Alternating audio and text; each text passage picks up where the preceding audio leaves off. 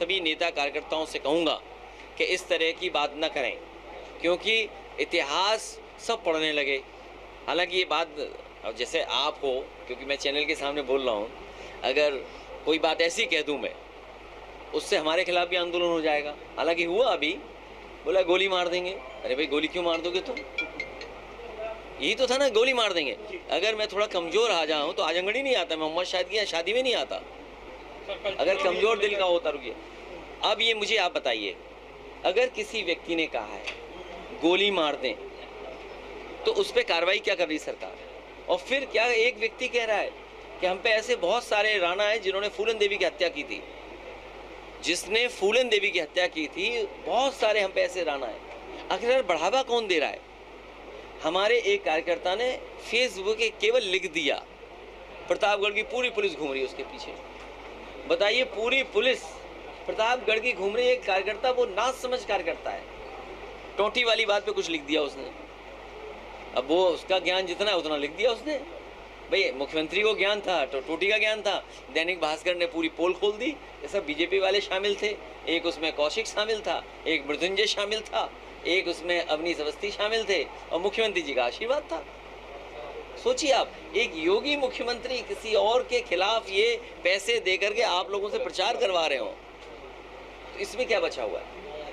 Sir आप ही से सवाल पूछते हैं, किस तरीके से जब आप टोटी जैसा कृत्य कर सकते हैं? देखो भाई, नहीं ऐसा है, नहीं अच्छा कि आपने पूछ लिया, इसलिए क्योंकि उन सब पत्रकारों में, उन सब गिनती के पत्रकारों में एक सच्चा पत्रकार था, एक सच्चा पत्रकार था, उसने सच्चाई दिखाई। सब मैं नाम भूल रहा हूँ उसका, रिजवी था शायद, आप यूट्यूबर है आजकल वो, उसने पूरा घर दिखाया उस समय, पूरी उसका रिकॉर्डिंग है। तो हमने लैपटॉप बांटा हो, और सोचिए आपको एक्सप्रेस वे दिया हो 35,000 करोड़ का, ये मेडिकल कॉलेज दिया हो, न जाने कितने गांव लोहिया आवाज़ बनाए हों। यहीं पर शबाना आजमी जी का गांव है, आप देखिएगा, मैंने स्मार्ट विलेज में उसमें कई करोड़ों का काम कराया। ये जो काले पोट्री है, उस गांव में हम लोगों ने बहुत सा काम किया, उनके जो ऑडिटोरियम, हाँ वो दिए। तो ये बीजेपी का एजेंडा है। बीजेपी के पास पैसा है, बीजेपी के पास संपन्न लोग हैं, बीजेपी के पास सब अखबार हैं, टीवी हैं, चैनल हैं। सोचिए, हमने दुर्गंध कह दिया, उसमें उन्हें शोर हो गया। मैं तो चाहूँगा इनके चैनल को एक गोबर गिफ्ट कर दिया जाए। देखिए ऐसा सच है, ये जो सहारा को लेकर के बात है, हम उनका दिलाना चाहते हैं, जो भी हैं उपभोक्ता जिन्होंने पैसा जमा किया है, और उसको सरकार को नियमों का सरलीकरण करना चाहिए। आज सारा श्री हमारे बीच नहीं है, कंपनी है, प्रदेशों ने नए नए इंतज़ाम किए हैं और अधिकारियों को बैठा करके नियम बनाए हैं।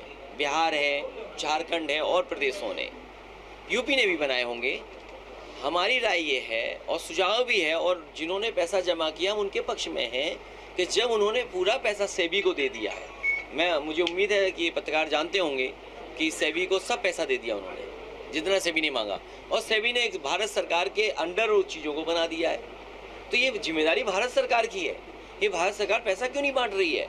और अगर कोई जमा करता जिसने पैसा इन्वेस्ट किया है, अगर कागज़ पूरे नहीं है, तो उसका सरलीकरण करें, उसको सिंप्लीफाई करें, कि भाई सिंप्लीफाई करके उसका पैसा तो दे दें। लेकिन सरकार देना नहीं चाहती है, इसलिए कठिन नियम बनाए हुए हैं।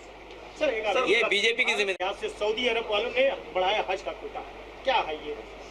अरे ये धार्मिक काम तो सबको करने चाहिए, और तुम्हारी उम्र लगता है धार्मिक होने जा रही है, तुम भी किसी यात्रा पे चले जाओ। सांसद जी का पार्टी कार्यालय यहाँ पे नहीं आता? नहीं वाले ये जाएंगे हमारे अभी तक यहाँ खुला नहीं है। कौन सा पार्टी कार्यालय सर यहाँ पे? अरे शुभ दिन बताओ तुम।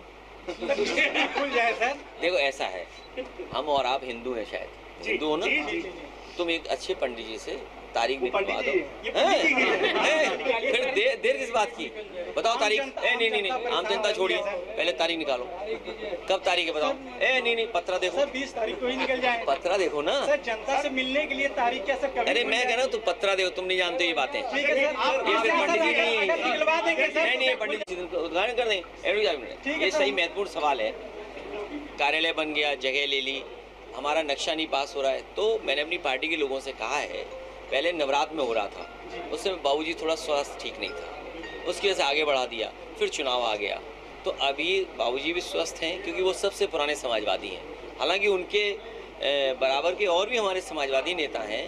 तो मैं चाहता था कि उन सबको इकट्ठा करके सम्मान हो जाए और कार्यक्रम हो जाए, क्योंकि उनका सांस उस समय नहीं ठीक था, इसलिए मैंने तारीख आगे बढ़ा दी थी, वरना ये लोग जानते हैं तारीख आ गई थी। अब मैं आपसे कहूँगा पत्रकार साथी, पूरे उत्तर प्रदेश में इलीगल कंस्ट्रक्शन हो रहा है। बताओ तो हम भी इलीगल